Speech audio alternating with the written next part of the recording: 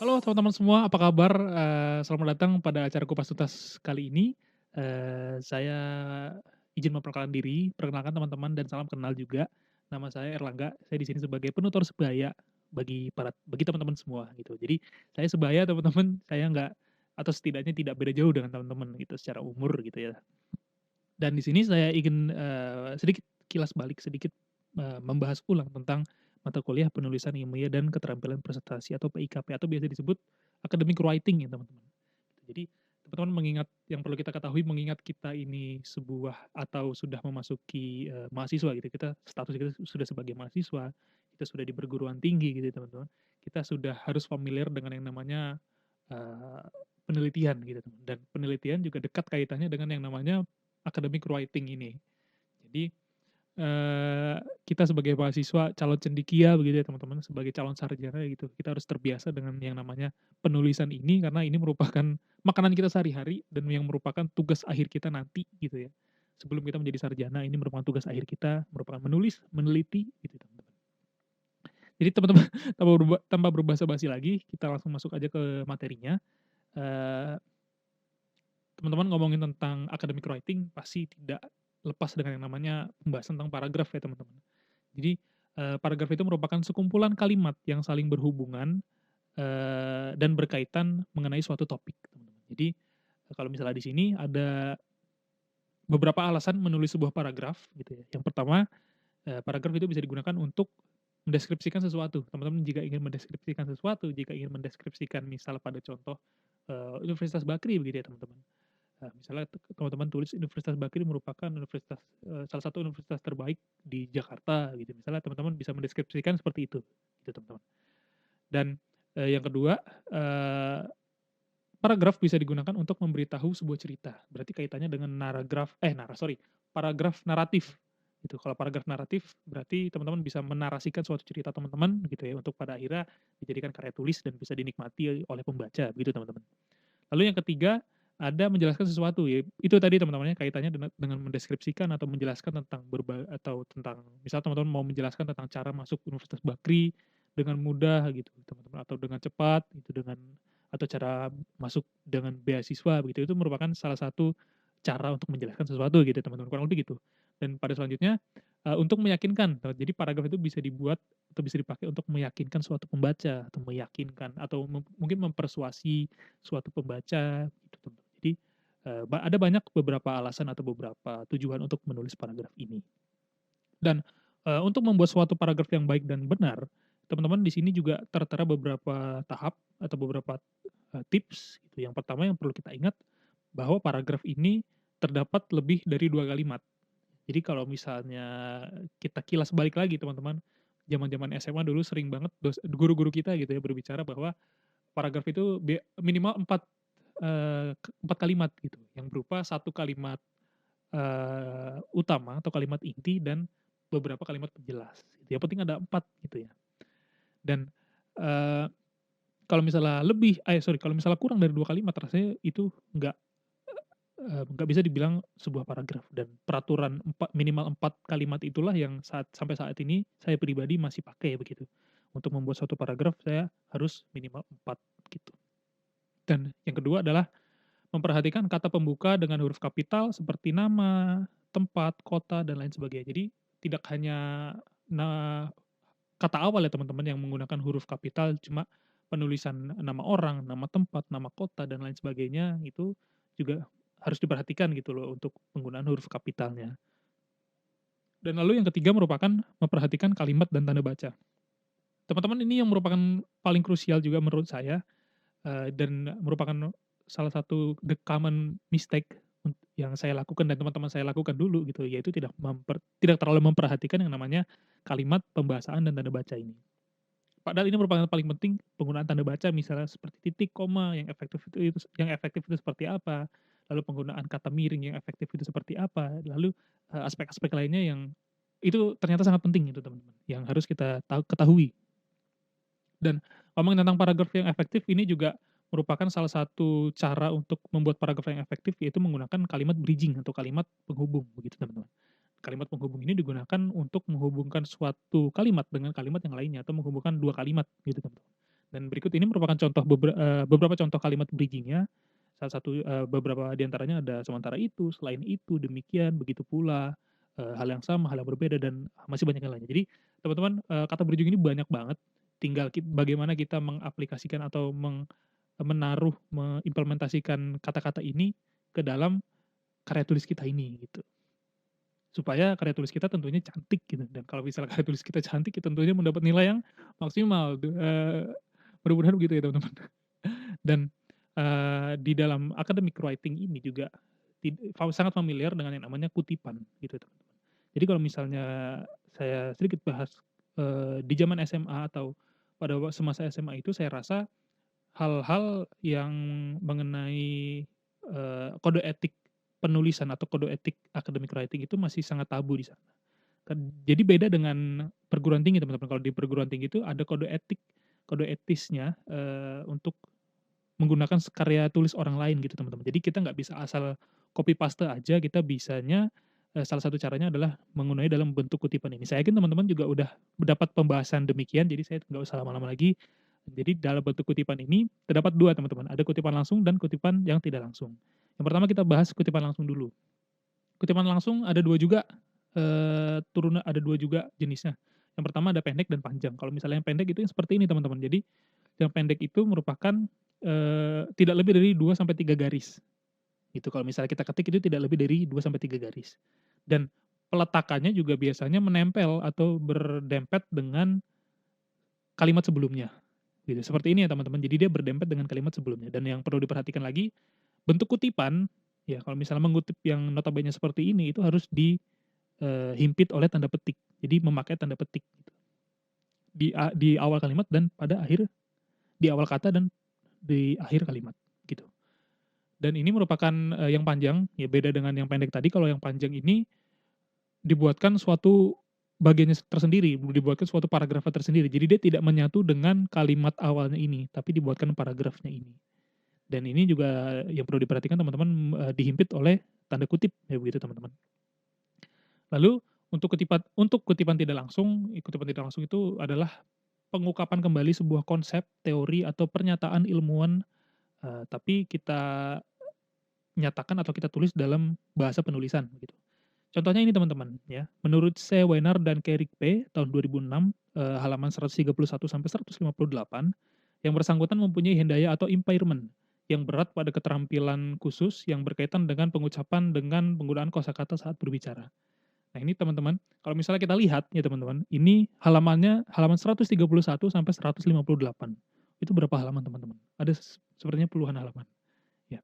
Dan kalau misalnya puluhan halaman kita kutip secara langsung seperti cara sebelumnya tadi, itu rasanya terlalu banyak teman-teman, dan ternyata itu juga bukan merupakan aturan yang benar. Aturan yang benar merupakan seperti ini teman-teman. Jadi kita bisa kita bilang kita tarik kesimpulan dari beberapa halaman itu, kita tarik kesimpulan, kita ambil konklusinya dan kita taruh, kita di karya tulis kita, di karya, eee, academic writing kita gitu, karya tulis kita.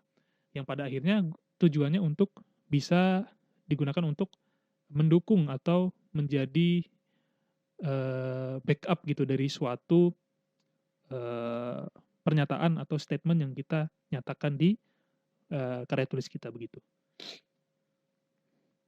Lalu selanjutnya adalah, yang dekat kaitannya dengan kutipan ya teman-teman, adalah bibliografi atau daftar pustaka. Jadi daftar pustaka ini merupakan kumpulan sumber bacaan atau sumber referensi pada karangan ilmiah. Dan berikut merupakan ciri-ciri dari daftar pustaka biasanya. Yang pertama, daftar pustaka itu biasanya menggunakan alinea yang menggantung teman-teman. Jadi kalau misalnya teman-teman lihat di buku atau di skripsi atau di jurnal begitu ya biasanya daftar pustaka itu, paragrafnya menggantung teman-teman. Lalu yang kedua, jarak spasi adalah 1 spasi, jarak, spasi setiap baris dalam satu sumber adalah 1 spasi. Jadi cuma 1 spasi aja jaraknya teman-teman.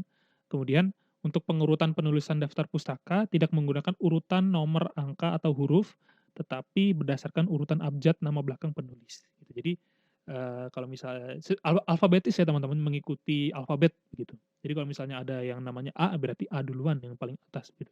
Dan yang paling, perlu diperhatikan adalah gelar dalam penulisan di daftar pustaka itu tidak perlu dicantumkan, jadi hanya namanya saja, jadi gelarnya tidak perlu dicantumkan gitu teman-teman. Dan ini merupakan beberapa contohnya, contoh misalnya satu penulis begini ya, biasanya nama belakang teman-teman, nama belakang dan kalau misalnya in-text citation gini biasanya hanya mencantumkan nama belakang dengan tahun. Ini contohnya teman-teman, ya, Tere, 2017, nama dan tahun, nama belakang dan tahun. Dan ini juga menurut Tere, ini nama belakang, 2017, gitu. Itu merupakan tahun penulisannya. Dan kalau misalnya di daftar pustakanya, seperti ini teman-teman, nama belakang, sistemasinya seperti ini, nama belakang, habis itu koma, inisial nama depan, lalu tahun penulisan. Misalnya saya gitu ya, nama saya Erlangga Krisna, berarti Krisna, koma, titik, dalam kurung 2020 misalnya. Dan lalu kemudian judul buku sampai penerbit, sampai tahun terbit, sampai kota terbitan begitu. Jadi begitu teman-teman kalau buku, contohnya begitu. Dan ini contoh secara general aja seperti ini kayak dua penulis atau lebih seperti ini kurang lebih, lalu ada direct citation juga seperti ini, lalu ada jurnal artikel juga seperti ini, teman-teman bisa lihat sendiri, ada buku, buku juga seperti ini, lalu ada chapter bukunya juga sama seperti ini kurang lebihnya, lalu ada conference proceeding juga, proceeding online juga seperti ini kurang lebih, lalu ada online media artikel kurang lebih juga sama seperti ini, lalu dan masih banyak yang lainnya teman-teman. Dan ini merupakan salah satu tips dari saya pribadi untuk teman-teman jika ingin membuat atau mempercantik sebuah paragraf gitu ya. Teman-teman bisa menggunakan diksi baru atau kosakata baru yang teman-teman bisa dapatkan dari KBBI gitu. Kalian teman-teman bisa baca banyak-banyak di KBBI atau di jurnal-jurnal lain untuk menambah diksi teman-teman gitu. Dan untuk kaitannya dengan tanda baca dan lain-lain gitu teman-teman atau ejaan gitu ya, teman-teman bisa lihat Puebi Daring. Itu kalian teman-teman bisa searching aja Puebi Daring dan di situ lengkap panduannya tentang penggunaan tanda baca, penggunaan kata imbuhan, penggunaan kata akhiran, lalu tanda baca titik, koma, tanda seru, itu pokoknya semuanya lengkap teman-teman di situ panduannya. Jadi teman-teman kalau misalnya yang masih ragu bagaimana ini baiknya gimana, teman-teman bisa cek Puebi Daring ini. Ini linknya ada di sini. Dan mengenai citasi dan referensi atau penyusunan daftar pustaka saya rekomendasikan untuk lihat internet kalau teman-teman lupa gitu ya. Dan saya rekomendasikan juga website awalpardu.edu ini. Jadi ini merupakan panduan khusus gitu ya teman-teman. Ada panduan lengkapnya tentang citasi ini, tentang dan juga daftar pustaka atau penyusunan daftar pustaka ini gitu. Jadi di situ ada gayanya juga banyak teman-teman, ada yang APA style, ada yang MLA style, ada yang Chicago style dan lain sebagainya. Dan kalau biasanya yang dipakai oleh Universitas Bakri itu dan yang biasa dibilang oleh dosen, yang direkomendasikan dosen itu adalah APA style yang 7 edition atau yang edisi terbaru. Teman-teman kalau misal bingung bisa lihat aja nanti di sini biar teman-teman bisa mengerti dan bisa cepat-cepat memahami. Begitu teman-teman. Teman-teman ini merupakan akhir dari part 1 tentang pembahasannya tentang paragraf, tanda baca, lalu citasi dan daftar pustaka. Nanti akan dilanjut oleh part 2 yang membahas tentang esai. Halo teman-teman, selamat datang di part 2 dan pada part kali ini kita membahas tentang esai. Jadi teman-teman, esai itu merupakan salah satu produk dari academic writing ini. Dan esai sendiri itu merupakan suatu karangan atau karya tulis yang termasuk dalam bentuk prosa yang membahas suatu masalah atau kajian secara sekilas dari sudut pandang pribadi sang penulis. Jadi teman-teman, di esai itu juga terdapat beberapa jenis esai yang diantara lainnya itu salah satunya adalah analytical essay. Di sini analytical essay atau essay analisis gitu ya, merupakan esai yang berisi argumen atau klaim, tesis gitu ya, atau dugaan kita tentang suatu atau topik tertentu gitu. Dan esai analisis ini biasanya menjawab pertanyaan bagaimana dan mengapa. Dan esai analisis ini biasanya mengandung argumen gitu dan berikut ini merupakan polanya. Tiga ini merupakan polanya yaitu yang pertama biasanya terdapat tesis statement, lalu ada arguments dan pada akhirnya ada konklusinya juga. Dan kalau misalnya teman-teman penasaran, teman-teman mau tahu analytical essay itu seperti apa, teman-teman bisa melihat ya karangan-karangan seperti jurnal, skripsi atau tesis penelitian gitu. Karena itu semua memang hubungannya dengan penelitian dan hubungannya dengan tesis gitu teman-teman. Apalagi penelitian-penelitian yang basisnya adalah penelitian kuantitatif gitu nih teman-teman. Jadi kalau misalnya teman-teman penasaran, teman-teman bisa lihat itu banyak banget di internet tentang essay analytical ini. Begitu teman-teman. Lalu ini merupakan kerangka dari analytical essay teman-teman, yang terdiri dari 3 tahap gitu ya. Yang pertama adalah pendahuluan, isi, dan kesimpulan. Sebenarnya pendahuluan, isi, dan kesimpulan itu bukanlah, kerangka dari analytical essay saja, tapi essay pada umumnya begitu ya teman-teman. Essay pada umumnya itu memiliki kerangka demikian, yaitu, pendahuluan, isi, dan kesimpulan. Semuanya sama secara umum teman-teman. Jadi sama ya teman-teman, perlu diingat. Dan kalau misalnya di analytical essay ini, mungkin bisa ditaruh di pada rangka pendahuluan, adalah bermuatan paragraf pembuka begitu, tentang pengantar sebuah topik topik tema begitu, kemudian nanti dilanjutkan oleh, sebuah argumen atau klaim begitu. Lalu, waktu masuk ke kerangka isi yang isinya berupa kalimat topik gitu ya, topik satu, topik 2, topik 3 gitu. Ada beberapa topik gitu ya, lebih baik daripada satu gitu, lebih baik, lebih lebih baik lebih daripada satu maksudnya begitu. Dan, ini juga bisa disertakan, klaim, lalu bukti pendukung, lalu keterkaitan antara keduanya, gitu, dan seterusnya. Dan lalu pada akhirnya diarahkan kepada kesimpulan yang isinya merupakan rangkuman, lalu restate sebuah argumen atau mengulang sebuah argumen dan klaimnya itu, lalu pada akhirnya final thought atau, bisa dibilang mungkin kesimpulan atau atau konklusinya teman-teman, gitu. Mudah-mudahan gampang dimengerti ya teman-teman. Lalu selanjutnya yang kedua ada argumentative essay. Jadi argumentative essay ini merupakan esai yang berisikan opini pribadi dari seorang penulis terhadap suatu topik, isu, atau permasalahan tertentu. Strukturnya juga sama teman-teman, yaitu pendahuluan, isi, kesimpulan ya, yang tadi kita udah bahas. Dan saya di sini kasih contoh, esai argumentatif, gitu. Tentang ospek gitu. Kalau misalnya teman-teman mau lihat ini, bisa pause aja videonya dan kalau misalnya teman-teman, mau baca semua ini jelas sekali bahwa seorang penulis mengutarakan, opininya dalam karya tulis ini. Begitu teman-teman. Lalu, yang ketiga ada interpretative essay. Jadi interpretatif sorry, esai interpretatif adalah esai yang menganalisis karya sastra atau karya tulis orang lain. Gitu. Kalau misalnya saya kasih contoh di sini, ini merupakan esai interpretatif tentang, sebuah cerpen, gitu. Sebuah cerpen, menganalisis sebuah cerpen gitu, gampangnya mereview sebuah cerpen. Mungkin teman-teman familiar dengan esai interpretatif ini, seperti materi-materi di SMA begitu ya, resensi buku, resensi film gitu, itu, sangat erat kaitannya dengan ini begitu teman-teman. Lalu yang keempat ada comparative essay, sesuai namanya ya teman-teman, komparatif, compare begitu. Merupakan, essay yang membandingkan antara 2 hal atau 2 objek dengan menunjukkan berbagai persamaan serta perbedaan yang ada di antara keduanya. Misalnya, mobil satu dengan mobil yang lainnya, mobil satu dengan mobil A dengan mobil B, itu perbedaannya seperti apa dan aspek-aspek mana saja yang merupakan yang merupakan keunggulan dan mana saja yang merupakan kelemahan, contohnya begitu teman-teman. Dan kalau misalnya contoh di layarnya ini merupakan, esai komparatif tentang sepatu maraton gitu teman-teman. Sepatu maraton merek, Adizero Adios Boost dari Adidas dan, Nike Vaporfly Next% kalau nggak salah namanya, gitu teman-teman. Jadi ya pada intinya membandingkan gitu ya teman-teman, compare compare, compare something begitu. Dan, yang kelima ada problem solving essay gitu. Ini merupakan esai yang mengungkapkan tentang suatu masalah tertentu dan pada akhirnya menawarkan beberapa cara atau solusi untuk memecahkan masalahnya itu gitu. Jadi kalau misalnya di sini saya kasih contoh kerangka, sebuah kerangka, yang dari problem solution essay ini, yaitu yang pertama tadi ya teman-teman, kerangka kerangka strukturnya yaitu pendahuluan, isi, dan, konklusi atau kesimpulan begitu.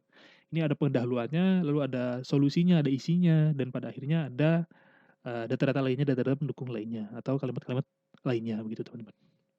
Ini saya kasih contoh kerangkanya sekali lagi. Lalu yang keenam ada cause and effect essay. Ini merupakan esai bisa dibilang esai sebab akibat begitu ya, kata lainnya adalah esai sebab akibat. Jadi esai sebab akibat ini merupakan esai yang menceritakan bagaimana suatu peristiwa atau penyebab bisa menimbulkan terjadinya peristiwa lain atau akibat atau efeknya gitu. Jadi sebab, akibat, penyebab, akibat gitu teman-teman. Mudah-mudahan mudah untuk dipahami teman-teman. Dan, dalam esai sebab akibat ini ada 2 fokus teman-teman. Yang pertama adalah fokus terhadap sebab dan fokus terhadap akibat. Di sini saya kasih contoh pertama fokusnya terhadap akibat, akibat dari pemanasan global. Dan ini merupakan contoh secara struktur gitu ya, struktural, kerangkanya, itu introduction gitu ya, ada paragraf satu, ada hook-nya, ada connecting information, dan ada tesisnya, ada dugaannya gitu, mengenai sebuah informasi, mengenai sebuah pemanasan global ini. Dan isi atau pada body paragraf di paragraf, 2, 3, dan 4 itu bisa kita isi tentang poin-poin, akibat dari pemanasan global ini. Seperti satu, tertulis di situ ada dangerous swimming condition. Lalu, yang kedua, akibat kedua atau efek kedua merupakan scarcity of food gitu, dan itu ada poin bawahannya lagi, poin turunannya lagi, fewer hunting opportunities gitu. Jadi, ada turunannya teman-teman, kalau misalnya mau nambahin turunan itu juga bisa gitu, untuk mempermudah teman-teman nanti menyusun sebuah essay. Dan contoh lain, akibat ketiga yaitu reduce population begitu.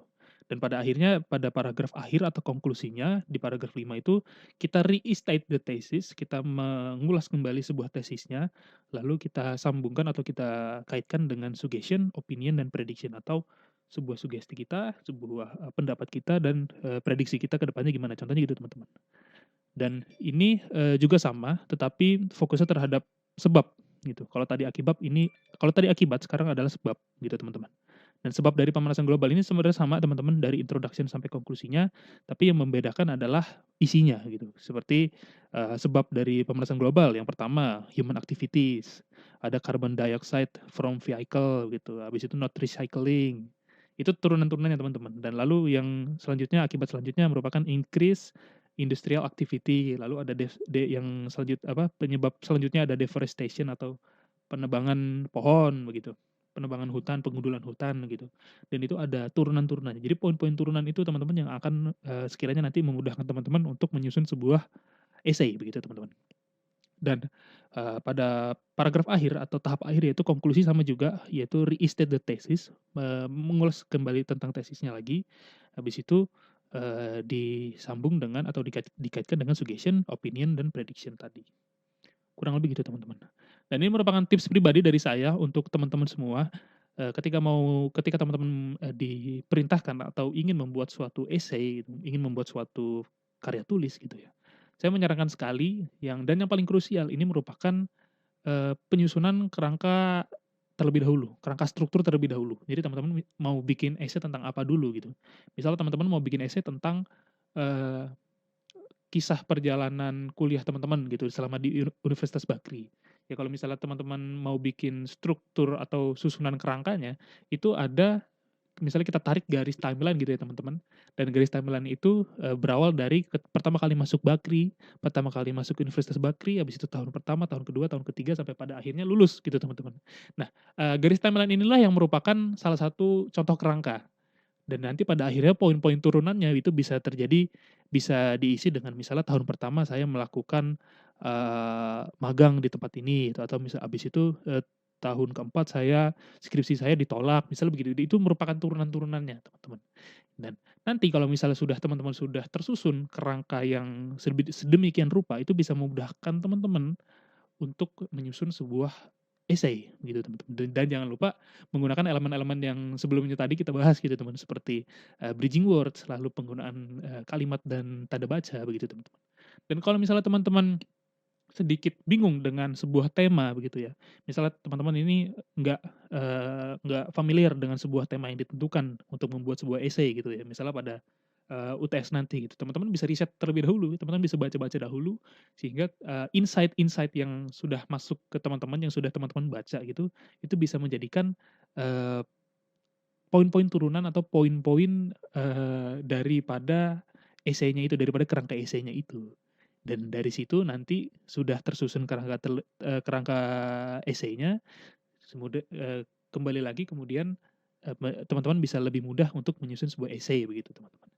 Dan, kiranya itu saja teman-teman, pemaparan dari saya, penutur sebaya Airlangga, kita sebaya, bener-bener sebaya teman-teman.